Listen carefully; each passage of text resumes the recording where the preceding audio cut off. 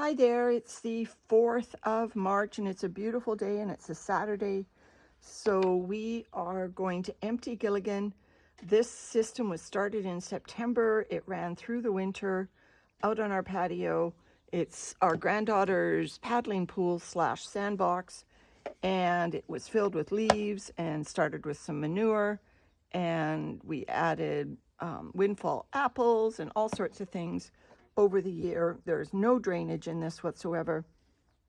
We've been pulling worms out for the last few weeks, but today what we're doing is we're going to do the final pull of not only worms, but of these beautiful castings. The castings are going to go on our garden. And there's the stalk from our pumpkin. So the castings will go in our garden. Any worms that we do pull out will be going into our tower worm system. So that's what it looks like at the start of our harvest. I'll show you what it looks like at the end in our next video. Thanks a lot. So here we are disassembling Gilligan. This was the heating pad and the hemp fiber mats that we had packed around the perimeter for the winter. You know, the worms did just fine through the winter. You know, they didn't escape in huge numbers. In fact, you know, we would find them up on the rim playing in the condensation from time to time, but we had one mass where they were trying to get out, and we think it was a pH problem because I worked in a bunch of eggshells. So we're dismantling what we had put together, and I'm just interested to see whether the cardboard that we had underneath this, whether there is any evidence of worms that overwintered under this cardboard, because I know I've heard, who is it? It's London Worms and Gardens put the cardboard under his worm farms in the London climate. It's very similar to here in Victoria. And he said he always finds worms in the cardboard underneath. Now, we don't know whether they could have easily got out of Gilligan, but peel back those lips, Landon, and let's just see whether we have worms at all in the cardboard. It's not really wet, is it? Right here it is. It's wet right there. Just on the edge where it was out in the... I don't see any evidence that worms got in there. So, okay. So it looks like all our worms stayed in here. And this is actually, oh, it's so heavy. The pile of worms that I salvaged, and I know that means nothing to you because it's just a bowl. But I'll tell you, it's a very heavy bowl, and it is full of worms. So, and then I guess I can't show you the castings that we got. Just put them in the save for later pile. So what we did is we sifted Gilligan, and we have this on the tarp over here. We have material that we're going to restock Gilligan with, big chunks of stuff. And then we fashioned this sifter up. It's about a 1/4-inch sifter. And into the wheelbarrow went the castings with worms, with some worms, of course. But these are the castings. Oh, and here's a worm right here, Landon. 2 of them, 3 of them, right there. I don't want to run them over with my little scooter. 4 of them.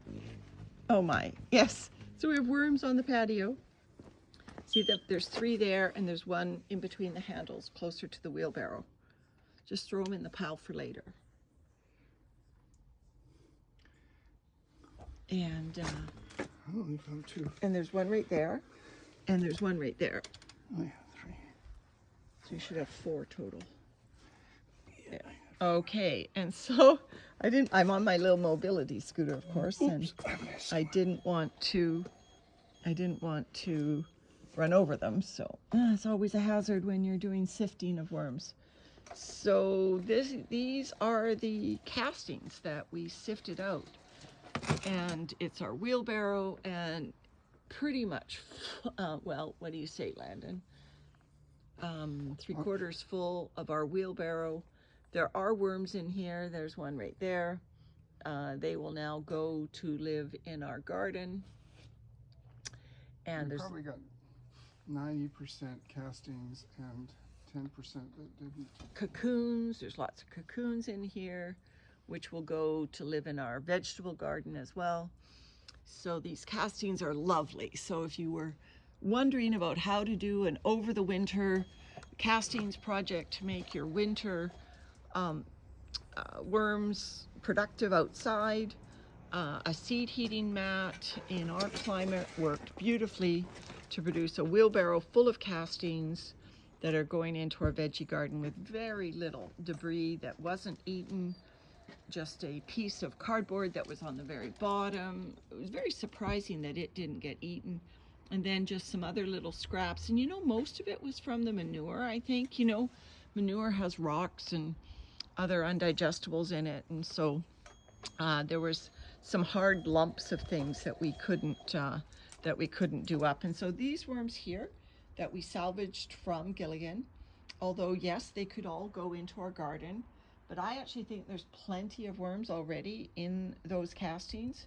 So these worms, I am now going to take them indoors, and I'm going to give them to my indoor systems as just a storage tank until we harvest out the towers and we start putting these back in our worm towers to really go to work for us. So I'm going to do that right now. So I'm inside now with the container of worms that I picked out of Gilligan as we were harvesting and sifting the castings. Like I said, we didn't do a super thorough job of picking worms out because I do want worms in my garden. We left all cocoons, for instance, and everything intact. Anything that went through the 1/4-inch screen, which is a lot of worms, went into the garden, are going into the garden. We haven't done that yet. This is the container I had outside. You can see that Gilligan didn't eat through all of those hanging basket hemp liner, or hanging basket liner hemp fibers. There's still more in there. But anyway, it's a very heavy container, but I'm gonna try to one hand dump it out. Oh gosh, this is heavy. It's heavy from the worms, but it's heavy container, period. Still worms left in it. Hopefully that's okay. So these are the worms that we saved from Gilligan and some of the castings. So not actually, oh, I guess there is quite a bundle of them. I was just going to do a quick look-see to see if I can see any Canadian night crawlers. We didn't see any as we were going through the castings of Gilligan. Now I have pulled out some night crawlers from Gilligan. In the last few weeks I've been baiting worms out and pulling worms out of Gilligan, and so I did pull out some night crawlers and that had survived through the winter, and I put them into our garden worm tower. And I just wanted to make sure that there were no more night crawlers, if to the extent possible, that are going to be going into our indoor systems. I just don't think they're an indoor worm. So you can see these ones crawling away. Oops, no. I will not be able to reach you, guy. Oh gosh, just a moment. He did not like that. No, he didn't. Come on, stay in the pile. Obviously doing this one-handed at a height is not proving to be easy for me. You know, I think what I'm going to do is I'm just going to put handfuls of these worms into my Eat My Shorts bin and into Peekaboo, which is right next to me, and hopefully I will spot any night crawlers. They're huge, so I don't know what they look like as babies. So that's a bit of my difficulty. So I'm just going to try to take the worms and put them in Peekaboo here. So a handful goes into Peekaboo. There it goes. Maybe another handful into Peekaboo. Another handful of worms. Now Peekaboo is an aged bedding bin.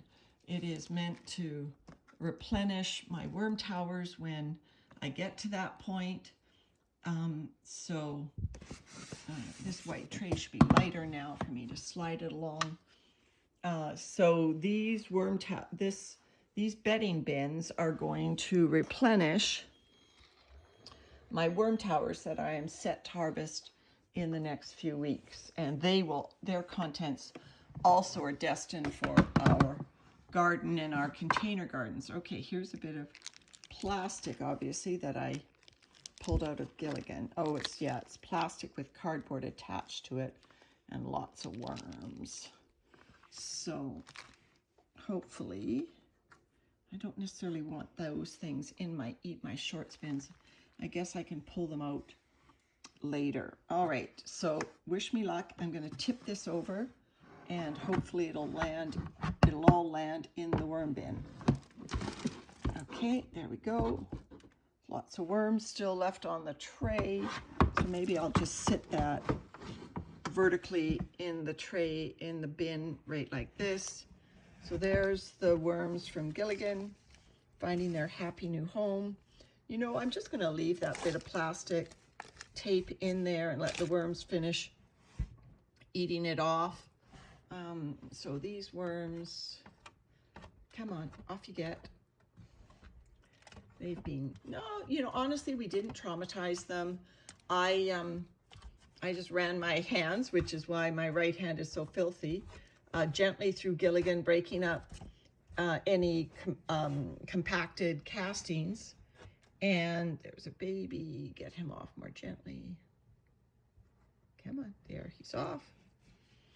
And so I just gently did that. And as I broke up the lumps, often the compressed lumps of castings contained worms. And so what I was doing is, you know, as I saw the clusters of worms in Gilligan, I had this dish with me and I was just putting that in while my husband was hand scooping out Gilligan's contents and putting them into our 1/4-inch sifter that we handmade. It was it'll be a soil sifter and a worm sifter for large quantities of castings.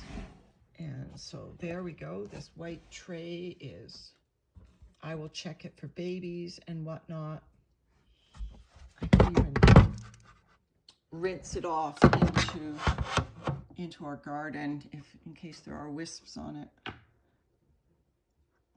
Make sure that there are no worms left on the tray. That's the thing with wisps, they are so darn tiny. But I love this white tray because they really do stand out on it. I use it for my little baby bin when I empty my baby bin out, and I've been using it for other worm populations as well. So I'll just let those castings dry a bit and then they'll fall off the rest.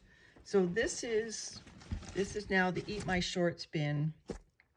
Huge infusion of worms now into this bin.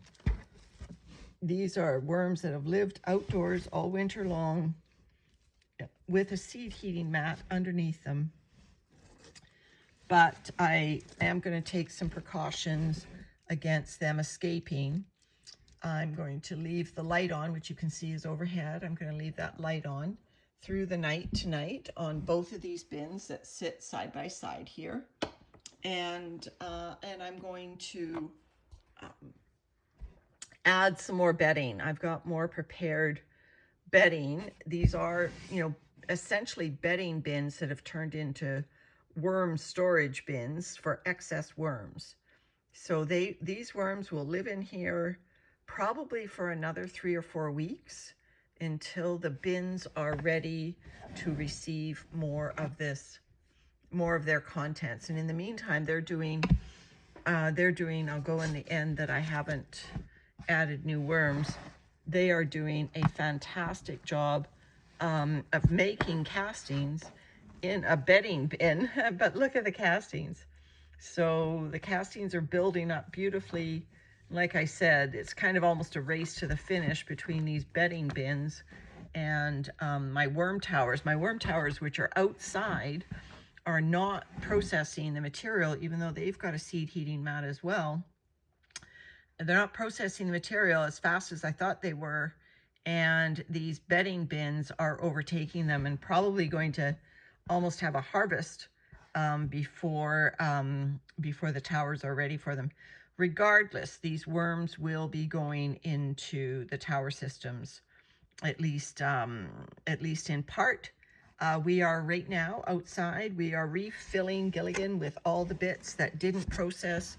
We are moving that paddling pool to a sheltered location out of the sun, because it had the winter sun all from late September to early March, but now we are going to move it to a place that has no sun, and because the weather's getting warmer, and that way the worms will have another chance at processing. And as I'm just talking, I see a baby on this white tray starting to move, so pick him up with my finger.